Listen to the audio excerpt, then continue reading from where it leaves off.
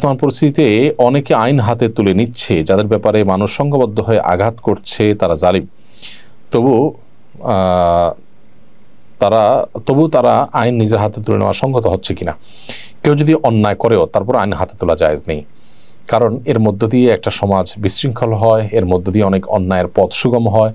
আপনি যাকে অন্যায়কারী হিসাবে তার ব্যাপারে শাস্তি দেওয়ার কাজটা করতে যাচ্ছেন, এটা যদি আরেকজনও করে তাহলে সেক্ষেত্রে ঠুনকো অজুহাতে একজন আরেকজনের শত্রুতা উদ্ধার করা শুরু করবে, সমাজে একটা বাজে দৃষ্টান্ত তৈরি হবে এবং একটা অস্থিতিশীল পরিস্থিতি আসবে।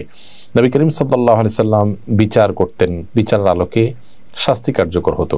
কোরআনের যে বিধান আছে সেই বিধানের আলোকে সাহাবীরা যার যার মধ্যে করে শাস্তি কার্যকর করতেন না, পরে নবী সাল্লাল্লাহু আলাইহি সাল্লামের কাছে আনা হতো, তিনি বিচার করতেন। পরবর্তীতে সাহাবীরা যখন খেলাফতের দায়িত্ব পেয়েছেন তারা বিচার করতেন, তার আলোকে বিচার করা হতো। তো বিচার, প্রত্যেকটা ব্যক্তি যদি বিচার ভার নিজের হাতে তুলে নেন তাহলে সেক্ষেত্রে সমাজ বিশৃঙ্খল হবে, যেটা ইসলাম সমর্থন করেন এবং আমাদের জন্য একটা সুন্দর আবাসভূমির পথে যেটা সবচেয়ে বড় অন্তরায়গুলোর একটি। বিধায় কোনো যুক্তিতেই আইন নিজের হাতে তুলে নেওয়া আমাদের জন্য জায়েজ হবে না।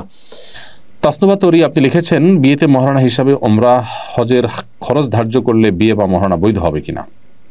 বিয়েতে মহারণা হিসাবে ওমরা করানোর শর্ত যদি দেওয়া হয় যে স্বামী ওমরা করাবেন, তাহলে সেক্ষেত্রে সেটা অবশ্যই জায়েজ হতে পারে এবং এটা যেহেতু একটা ফিগারের মধ্যে আনার মতো বিষয়, তাহলে এইটি আপনার বিবাহের জন্য মহারণা হিসাবে ধার্য হতে পারে, বিবাহ বৈধ হবে এবং এই মহারণাও সঠিক বলে বিবেচিত হবে এবং এটি আদায় করতে হবে স্বামীকে।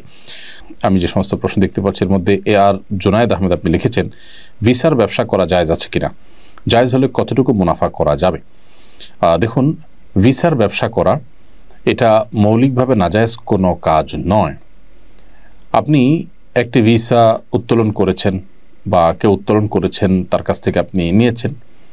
এই ভিসা উত্তোলন করার ক্ষেত্রে যে পরিশ্রম হয়েছে, ফির বাইরেও সেটা দৌড়াদৌড়ি হয়েছে, সেগুলোর এগেনস্টে যদি তিনি এটা বিক্রি করেন তো বিক্রি করতে পারেন। কিন্তু এখানে যদি ধরা যাক যে 2000 সৌদি রিয়াল অথবা 2000 মালয়েশিয়ান রিঙ্গিত এই ভিসাটা কিনতে লেগেছে বা ভিসাটা তুলতে লেগেছে, এটাকে আপনি 25,000 30,000 রিঙ্গিতে বিক্রি করলেন, এত বেশি দামে বিক্রি করলেন যেটা আসলে অস্বাভাবিক।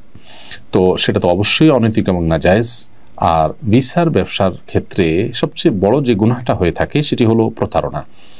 আপনি যে ভিসা কিনছেন এরপরে বিক্রি করছেন, সেখানে বাস্তবে এই ভিসার অধীনে যে ফ্যাসিলিটিসগুলো ভিসা যিনি প্রার্থী তিনি পাবেন তার চেয়ে বেশি বাড়িয়ে বলে আপনি ভিসার দাম বাড়ান এবং সেটাকে বেশি দামে বিক্রি করেন। এইরকম একটা প্রবণতা আমাদের সমাজে কিন্তু ব্যাপকভাবে চলমান আছে।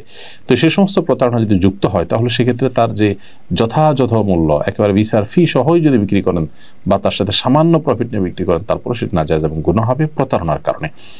অতএব এই ব্যাপারটিতে আমাদের সাবধান থাকতে হবে। আমরা অনেকেই আছি যে রিক্রুটিং এজেন্সির বিজনেস করি, ভিসার কেনাবেচার ব্যবসা করি, তো সেগুলোতে আমাদের এই জাতীয় প্রতারণা যেন কোনো অবস্থাতে না থাকে এবং সেখানে বাড়িয়ে বলার যে প্রবণতা সেটা যেন কোনো অবস্থাতে না থাকে। আল্লাহ তাআলা আমাদেরকে তৌফিক দান করুন।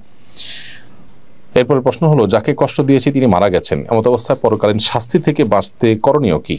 যাকে আপনি কষ্ট দিয়েছেন তিনি যদি মারা যেয়ে থাকেন তাহলে সেক্ষেত্রে পরকালীন শাস্তি থেকে বাঁচার জন্য আপনি তার জন্য আল্লাহর কাছে দোয়া করবেন, বেশি বেশি করে তার গুনাহের মাগফিরাত কামনা করবেন, মাফ চাইবেন তার পক্ষ হয়ে এবং তার পক্ষ থেকে সাদাকা করবেন এবং এমনভাবে নেক আমল করবেন যাতে আল্লাহ তাআলা পরিপূর্ণ আপনার উপর সন্তুষ্ট হয়ে যায়। তাহলে আল্লাহ তাআলা আপনার পক্ষ থেকে ওই ব্যক্তিকে কিয়ামতের সন্তুষ্ট করবেন। এরকম বিভিন্ন বর্ণনা পাওয়া যায় যে কিছু মানুষের অধিকার আল্লাহ তাআলা কিয়ামতের ময়দানে ওই যে ব্যক্তির কাছে রয়ে গেছে সেই ব্যক্তিকে ডেকে তাকে আল্লাহ তাআলা মাফ করে এর অধিকার আদায় করে নেবেন।